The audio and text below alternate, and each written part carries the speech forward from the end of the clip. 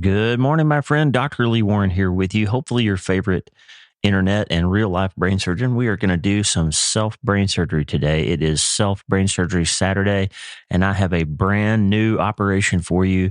And we're going to cover the fourth commandment of self brain surgery. Listen, I told you recently, we did an episode where we recapped the 10 commandments of self brain surgery. And I told you that they're tweaking a little bit as I write the book, the self brain surgery manuscript that hopefully will be ready and I hope coming out sometime in 2025. Getting close to that. Self brain surgery tools to rewire your brain, reorder your mind, and radically transform your life. This is going to be a handbook, not a memoir, not a long exposition of science and theology and philosophy and all that stuff. Maybe I'll write that book. I hope to write that book someday. But this is going to be a practical guide, a toolkit, a handbook for you to grab, look up an operation, get after it, and change your mind and change your life. So I told you that I want you to be open to the 10 commandments changing a little bit as we get ready to put them in book form. Once they're in the book, we're stuck with them, right? So I'm trying to find the best way to formulate them, the best way to put them in order. And so as I've been working on that, I came to realize that the previous iteration of commandments 4 and 5 were sort of saying the same thing in two different ways. It's almost like 5 was a corollary of 4. And so I've tweaked that just a little bit because I've also come to realize there's something that you desperately need to know and believe and internalize to the level that it has to be one of the 10 commandments. And so today we're going to reorder the commandments just a little bit. I'm going to give you the list, the 10 commandments as they currently are formulated. And I think this is going to end up how they are published in the book. But again, we're tweaking this. We're teaching it. You're on the forefront of learning and developing the curriculum of self-brain surgery with me. And so we are open to the idea that we are going to reformulate this list a few times before the book finally comes out with the goal of having it ready to help everyone forever once we finally publish it, right? So just hang with me on that. Be willing to let these things evolve and change a little bit. I heard from an incredible, brilliant person the other day, sent me an email and said that she writes out the 10 commandments, puts them on her bathroom mirror and reads them and gets them in her mind every day. And I love that.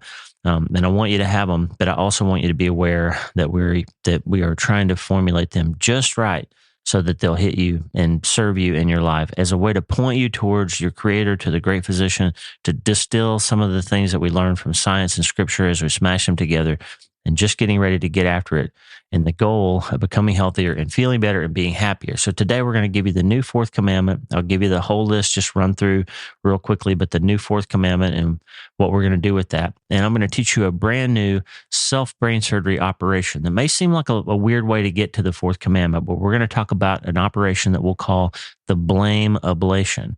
Ablation in science and medicine is when we burn something or cut something with the intention of getting rid of it so that it can't hurt you anymore.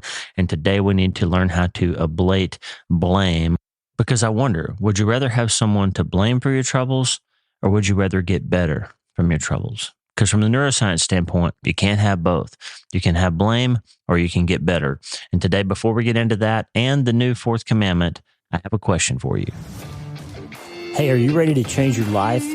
If the answer is yes, there's only one rule. You have to change your mind first. And my friend, there's a place where the neuroscience of how your mind works smashes together with faith and everything starts to make sense. Are you ready to change your life? Well, this is the place, Self-Brain Surgery School. I'm Dr. Lee Warren, and this is where we go deep into how we're wired, take control of our thinking, and find real hope. This is where we learn to become healthier, feel better, and be happier. This is where we leave the past behind and transform our minds. This is where we start today. Are you ready? This is your podcast. This is your place. This is your time, my friend. Let's get after it.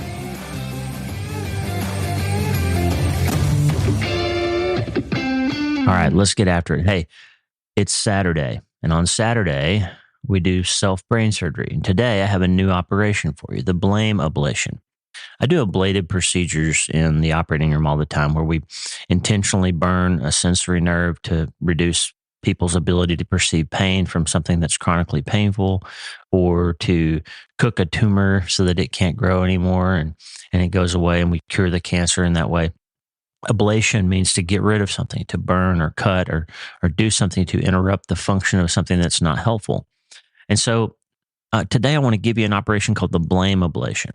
When I was a resident, one of my professors used to say, hey, the secret to being a good surgeon is to establish blame and distance yourself from it when something goes wrong. And he always said that as a joke. There's always a joke that in surgery, if something's happening, you blame anesthesia for it. You find a way to blame the anesthesiologist if there's something delaying your case or causing trouble. That's always a long-standing joke. And of course, we don't actually blame anesthesia for things.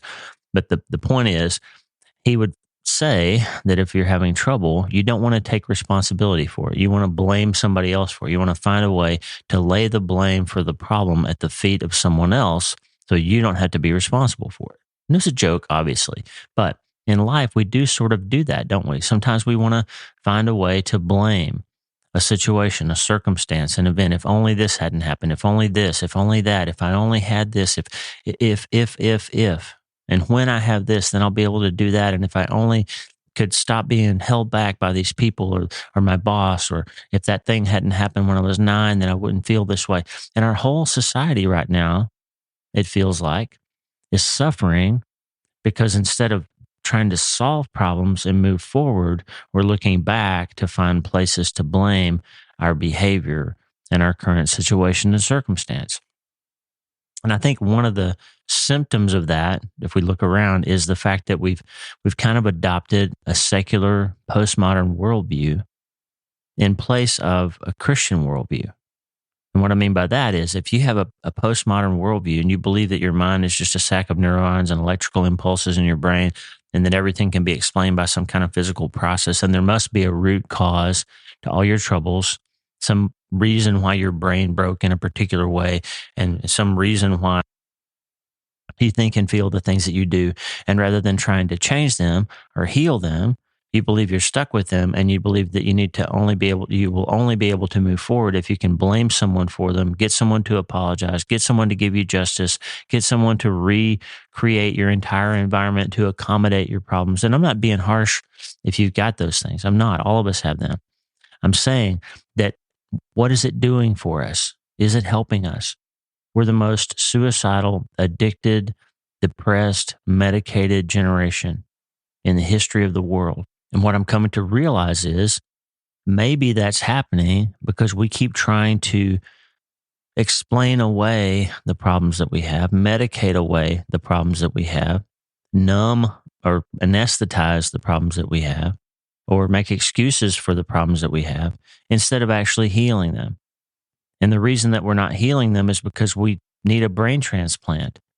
And the reason we need a brain transplant is we're living as if our brains are stuck or given to us by our genetics or foisted upon us by the traumas or tragedies or massive things that we suffer, rather than realizing that what the Bible said all along, we can transform our minds. We have the mind of Christ. We can use our minds to change our brains structurally and literally perform self-brain surgery and recreate a new mind and a new, healthier brain that will then drive a new, healthier life. But to do that, we can't be looking backwards and contemplating and attending to and paying too much attention to our past. Yes, we can learn from our past. Yes, we can gain insight into our current situations by looking at the past, as we talked about yesterday on Frontal Lobe Friday, and you need to do those things. But the path to healing is not backwards, my friend. It's forward.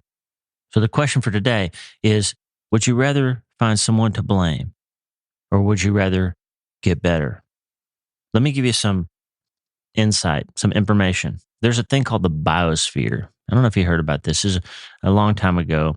They tried to create this sort of artificial environment, the biodome, they called it, out in the desert, where they would create an artificial environment, put people in there and have this glass dome where people could live. And they were trying to find the perfect condition for growing people and plants and fruits and vegetables. And the idea was that maybe we could put these things on other planets or on the moon. Or if human population got too much for this planet, then maybe we could spread humanity to other places, and we would have to recreate gravity and a perfect environment and all this stuff.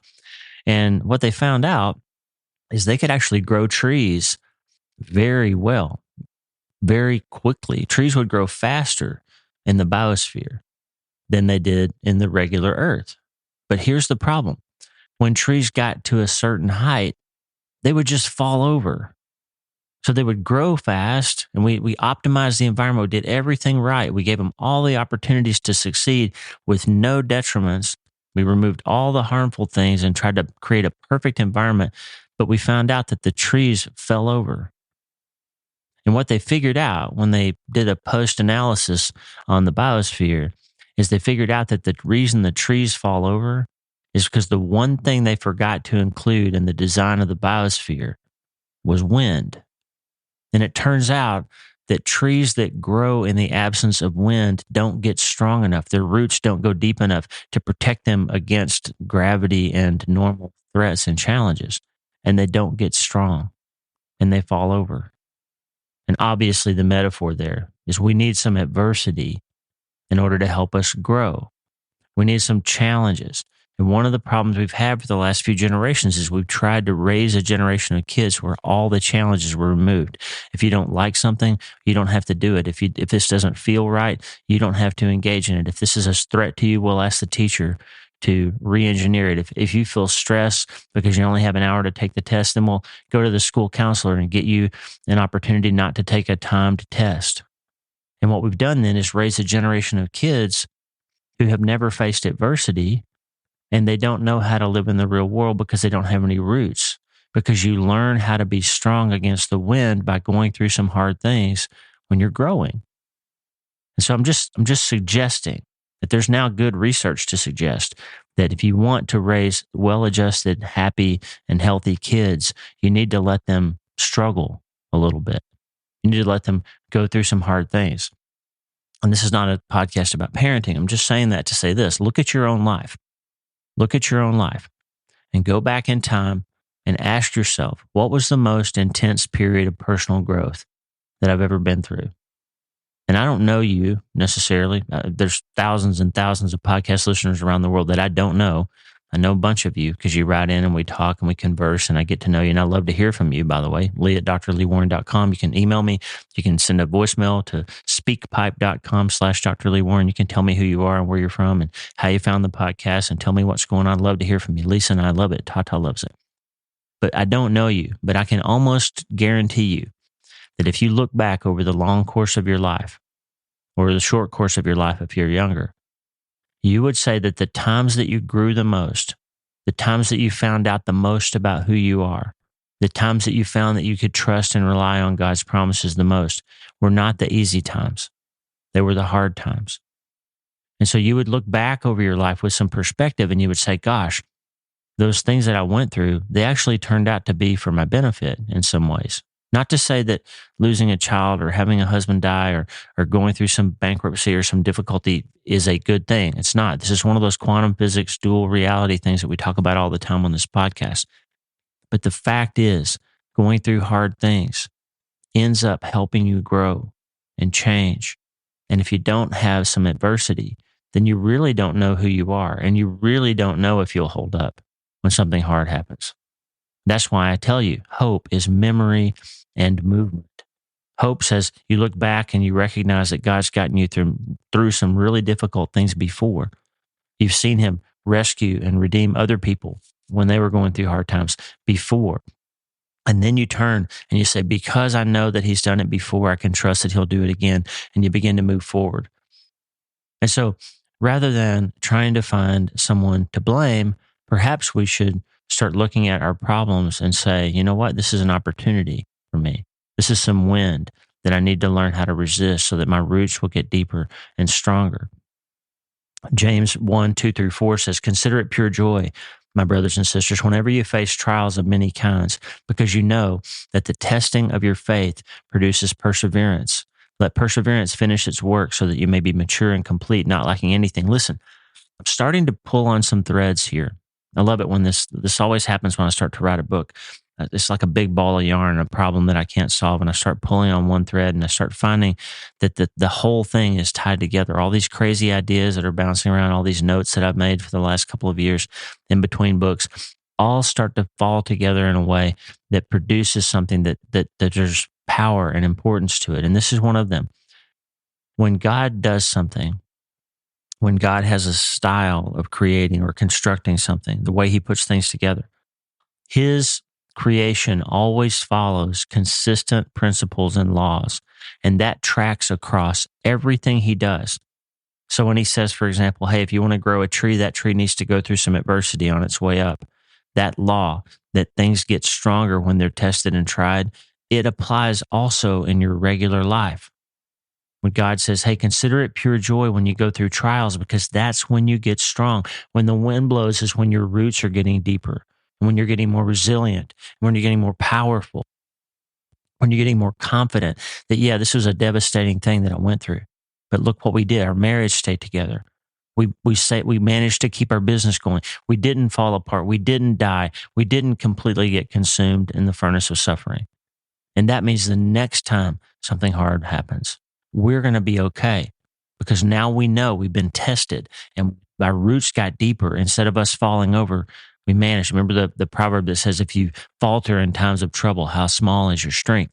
James is telling you, consider it joy, not the thing that's happening, but this internal sense of we're going to get through this, and then we're going to get a little stronger. And the next time something happens, we're going to get through that too. I don't know if you've ever played chess before. Chess is one of those games, I think, like all sports really, and all games, and all of life really. But chess is one of those games where you can't get better. You really cannot get better until you play somebody better than you. Like you can't really improve at chess if you keep playing the easy level on the computer chess. You'll beat it. You'll get to where you can beat it every time. And as soon as you go up to the next difficulty level, you'll start losing all your games. Why?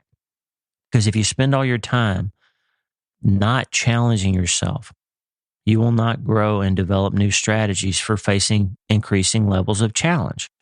And so you see people who lose a game and they toss the board and they throw the pieces and they shove themselves away from the table and they stomp off because they can't stand losing. And you see other people who, when they lose, they get a little smile on their face and they say, I just learned something right there. I saw the way you solved that problem and defeated me, and I just learned something from you. I'm going to take that, and the next time we play, I'm going to take that lesson, and I'm going to build a different strategy, and I'm going to grow from having been challenged by you. And they say, I'm going to consider it joy that I lost this game because I can now see how I could win the next game. Do you see what I mean? So when has blaming someone or when has blaming something ever made you feel better? As we were talking earlier, and I was talking about the children that we've raised and this generation that's struggling right now, and they're getting out into the real world, and they're struggling because they've never had to face challenges and adversity before, or they've been taught that everything in their life is a challenge and an adversity, and they observe their problems, and we spend so much time focusing on our issues and our diagnosis and our problems and our adversities and all that's all we can see. But the quantum Zeno effect kicks in and keeps us stuck there because we're focused on the problem all the time instead of the promises or the provider. Either way, either we're isolated and we're growing up in a biosphere and we don't have any power and resilience, or we spend so much time identifying with and focusing on our troubles and blaming other people for them that we can't ever get strong and move forward. Either way is trouble. So just like I always say, Dr. Phil says, how's it working for you? So if you think that's the right path, then I would just ask you very humbly, as your friend, as your colleague, as your position maybe, how's it working? And if it's not working, then you have to remember what got me here to this place where something's not working and I'm struggling won't get me to the next place. So rather than continuing to rage at the machine and scream and yell into the void about why life continues to hurt, maybe we need to change our minds. Maybe it's time to change our perspective. Maybe it's time to ablate the blame and start embracing the challenge. Maybe. So with all that in mind, let's talk about the 10 Commandments again. I gave them to you before. Number 1, I must relentlessly refuse to participate in my own demise. The corollary to that is don't commit self-malpractice. The oath that doctors take, primum non nocere, first no harm. Don't hurt yourself.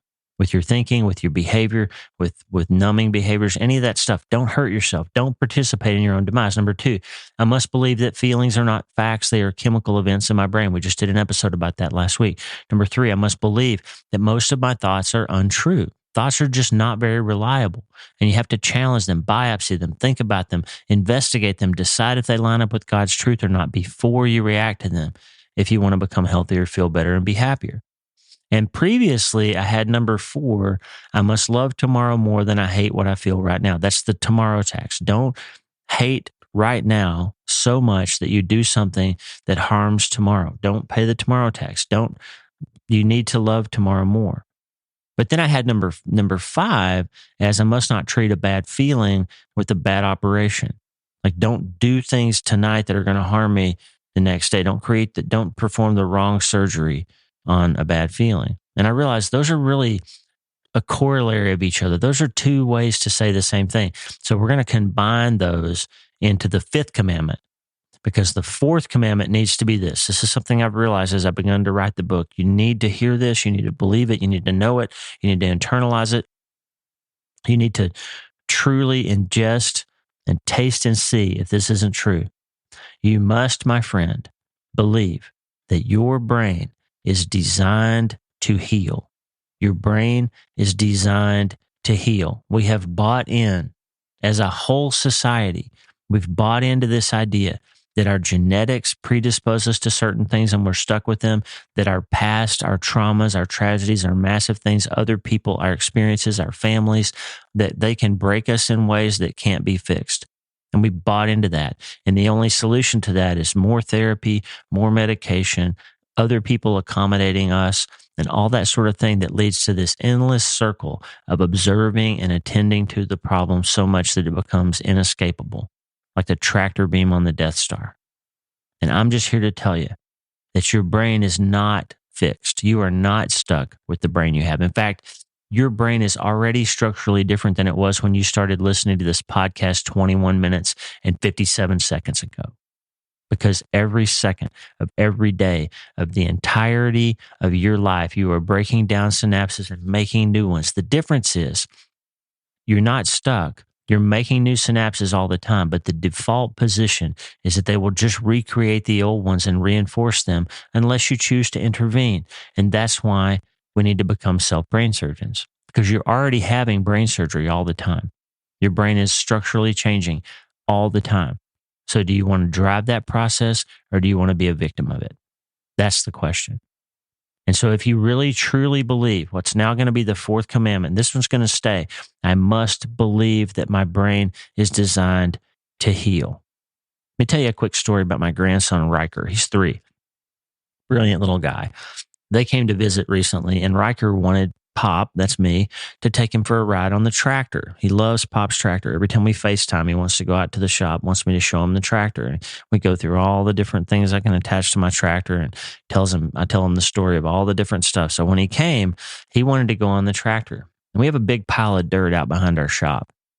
And I'm not sure how it got there. Just over the years, we've accumulated a big dirt pile, because sometimes you need dirt to fill up a hole or something. But we got this big pile of dirt, and Riker wanted to move that dirt around. So I taught him how to operate the bucket, and we would drive over and pick up a bucket full of dirt and go over and dump it. And then we'd move the whole pile and make a new pile. And then we'd move that pile back to where the old pile was. And we did it over and over. And the next day, Riker got up and said, "Pop, we need to go move some dirt around." So we got back on the tractor.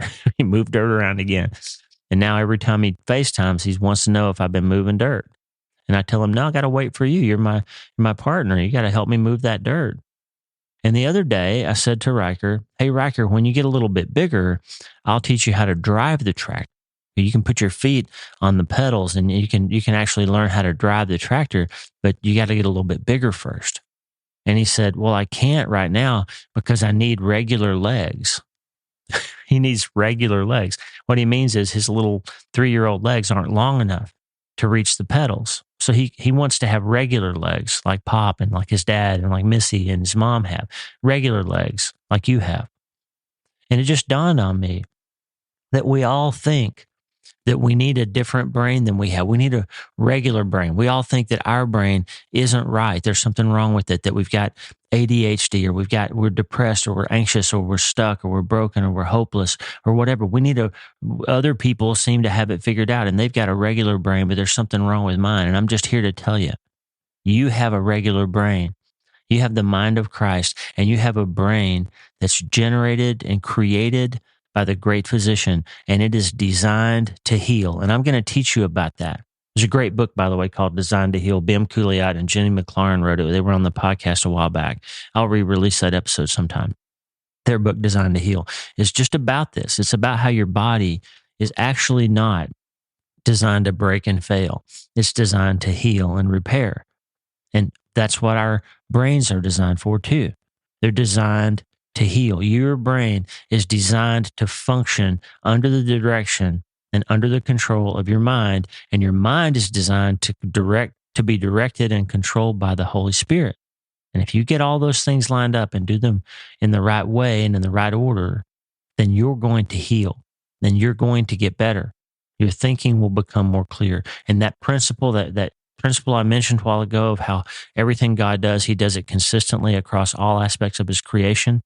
And just like that tree that can't grow in the biosphere without falling over because it hasn't faced the wind and adversity, you can't grow and change and become the person that you're designed to be unless you've gone through some adversity. So rather than blaming, and rather than spending your whole life looking backwards and focusing and attending to the things that hurt you, I want you to acknowledge them like we talked about yesterday. I want you to get that abide practice where you're trying to get some balance back between your left and right halves of your brain. The left side, we've allowed it to take over, and we need the left side, okay?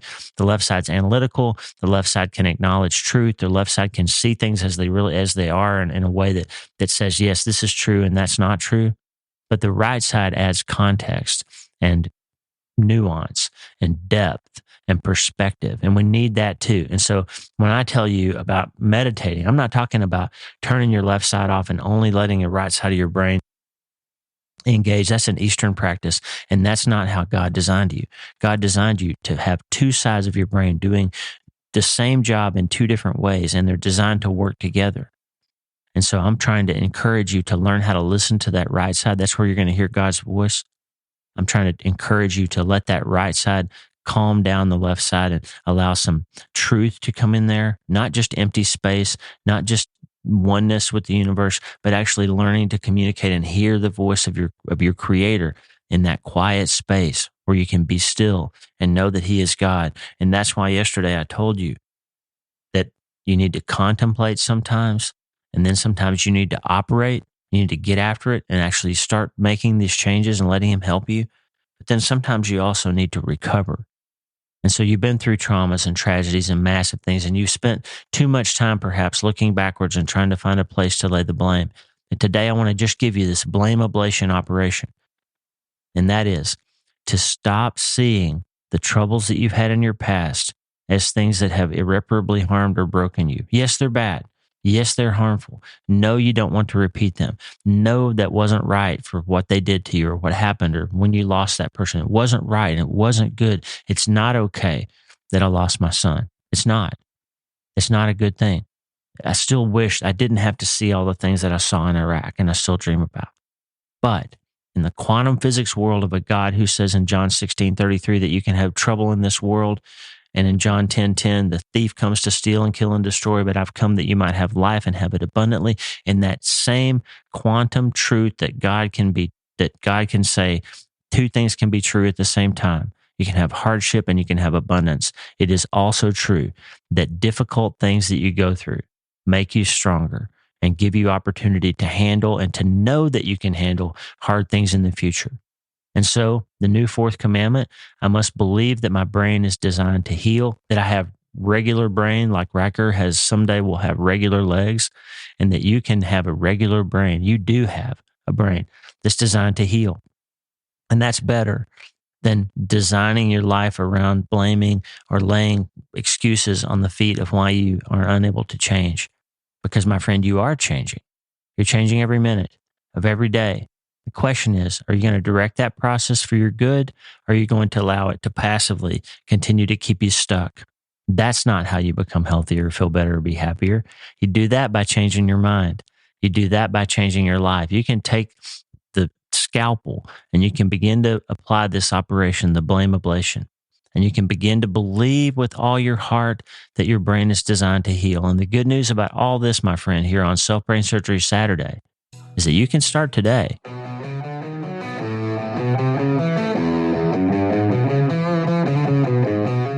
Hey, thanks for listening. The Dr. Lee Warren podcast is brought to you by my brand new book, Hope is the First Dose. It's a treatment plan for recovering from trauma, tragedy, and other massive things. It's available everywhere books are sold, and I narrated the audiobooks. Hey, the theme music for the show is Get Up by my friend Tommy Walker, available for free at TommyWalkerMinistries.org. They are supplying worship resources for worshipers all over the world to worship the Most High God. And if you're interested in learning more, check out TommyWalkerMinistries.org. If you need prayer, go to the prayer wall at wleewarrenmd.com/prayer, wleewarrenmd.com/prayer, and go to my website and sign up for the newsletter, Self-Brain Surgery, every Sunday since 2014, helping people in all 50 states and 60-plus countries around the world. I'm Dr. Lee Warren, and I'll talk to you soon. Remember, friend, you can't change your life until you change your mind. And the good news is you can start today.